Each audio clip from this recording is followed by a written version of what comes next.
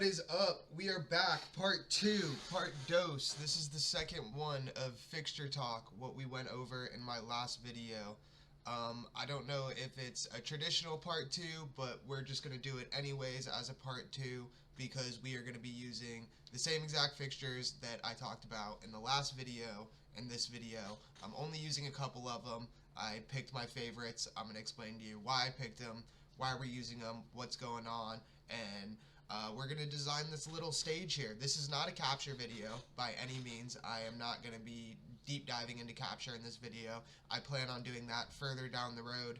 I know people have been asking me about capture, and I have no problem showing you guys, but for the sake of this video, I just took the fixtures we went over, I put them on this rig, have them turned on so you can see a little of what I thought would look cool on them, and we will essentially take this rig, move it over to MA3, we will put the fixtures in MA3, get them patched in, and we'll take this design, we'll kind of replicate it in MA3D, and then we will get into programming. I would like to start programming some time-coded songs to some artists that I really like, and get those out there. I think that would be awesome, and we will start there. But we are at rock bottom right now. We are on capture. We're getting some fixtures up. This is going to be the small stage. This will be the first design. Maybe down the road we'll do something that's based more towards bands, maybe in an arena, many more fixtures, but we're going to start small for now. This is a DJ setup. This is a very basic, you're going to Lost Lands, you're going to EDC, there's a small side stage, this is what you're getting, and this is what we're going to start with. I think it'll be the easiest for everyone to understand and the easiest for me to show some cool stuff with some cool fixtures and not overload you guys with too much information. So I'm going to go truss by truss here. We'll start with the upstage truss. On the upstage truss, I decided to take 2 Mac Vipers. And what I did with these Vipers is I have them straight down here on the DJ booth.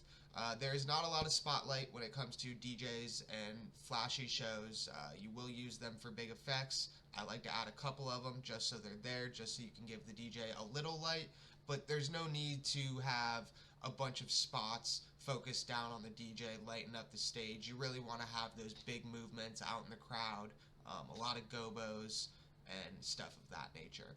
So rolling right along, next we have some clay packy Sharpies.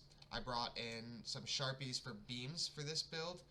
This will be a very beam focused rig, as I stated before, it'll be mostly for EDM, so beams just give you those almost laser-like effects without lasers. I don't think a lot of people that go to these shows really understand the difference in fixtures.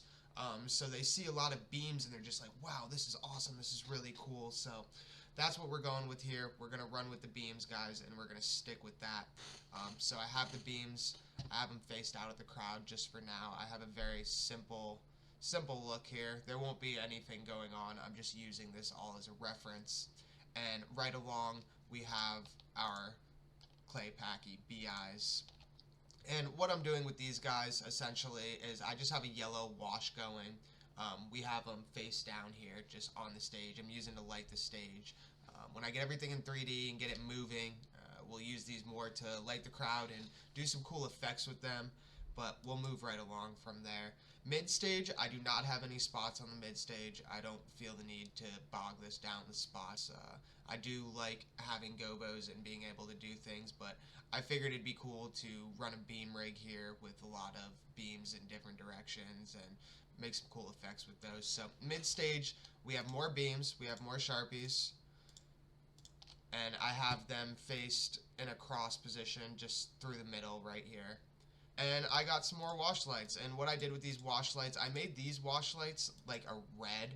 I'm trying to give it this like almost lava fiery floor look here.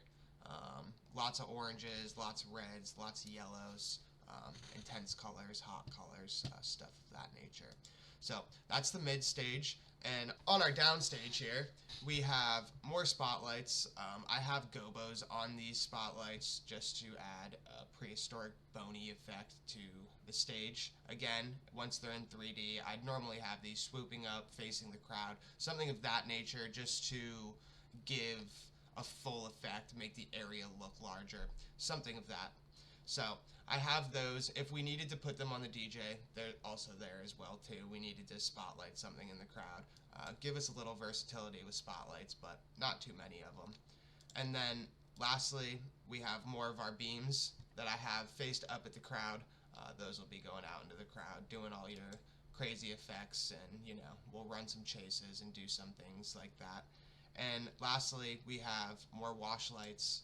Our wash lights are just an orange. We have them set to still give that lava effect down on the ground. Essentially, once we get this going, we'll do a bunch of cool things with these wash lights and these beam lights to add more effect to it. And I also decided to put some color strikes. We have 15 color strikes across the upstage, downstage, and midstage. Actually, we have 18. So we have 18 color strikes on our upstage, downstage, and midstage, just to add that glowing air effect, just really round off the stage with light. We can use them as blinders, we can use them as strobes, we can run chases on them and almost make the rig look bigger. That's what I plan on doing with those, so I added those in as well. And that will be this rig, guys. So we're really only using 4 fixtures. It's a simple rig, keeping it really short here, and we are going to run with this, and we will build a basic patch and a basic design in 3D. We'll copy this one, and we'll bring it to life, and I really want to start with the bare bones and work our way up so you guys can see everything on how this is done. I plan on doing different versions of this with different stages, but this will be the first one for now. I appreciate you guys for sticking it out for this long, and I look forward to showing you guys what I got next. Peace.